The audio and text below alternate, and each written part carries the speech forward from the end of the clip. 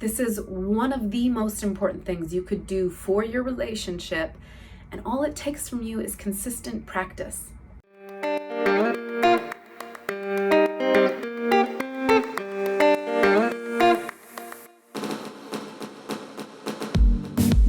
Hello, you sexy and gorgeous creature. Welcome to Practice Intimacy. This is the place to be to learn all about love, sex, and how to have the best relationships you possibly can.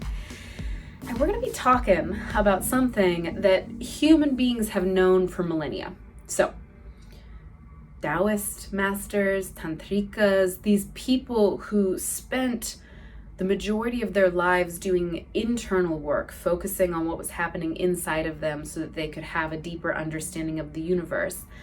This whole idea of like the macro reflects the micro, and if you spend time just with your nervous system, you're going to learn so much about the patterns of the cosmos. These people who spent years of their life dedicated to this exploration discovered that where you put your awareness grows.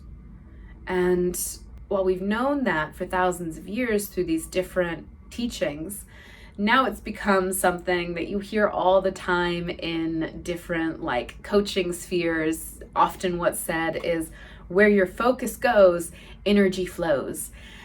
And that is true. And it is catchy as hell. And so we're going to talk about it today. Where your focus goes, energy flows. What does that actually mean? It means where you put your attention, whatever you consciously choose to focus your awareness and your intention on, it's going to get more energy from you. There's a neurological reason why this is true. Our brain is biased towards things that we tell it to notice as important. And so if you are interested in buying a particular car and suddenly you start seeing that car all over the place, it's not that there are more cars out on the road, it's just that your brain has tagged that information as relevant. And so you're noticing it more and more.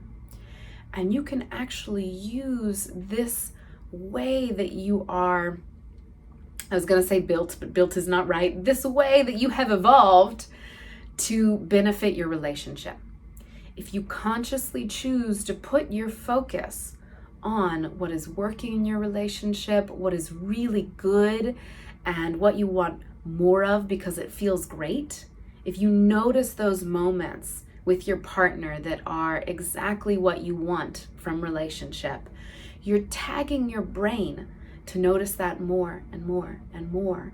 And the energy in that experience that you want is actually going to grow in your relationship. So often, unfortunately, we do the opposite.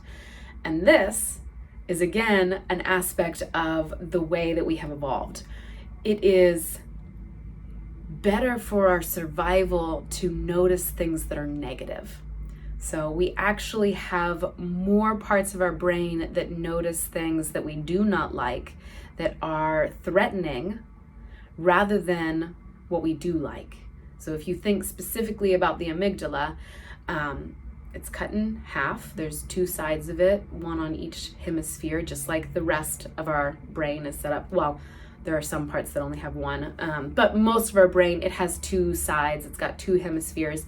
And in terms of the amygdala, which is sorting through information, seeing whether or not something is good or bad, threatening, or like life-affirming, thriving, one half completely looks at what is negative. The other half, one half of that looks at what's negative, and one half of it looks at what's positive. And so you've got 3/4 that is sorting out negative and 1/4 of your amygdala that is seeing positive.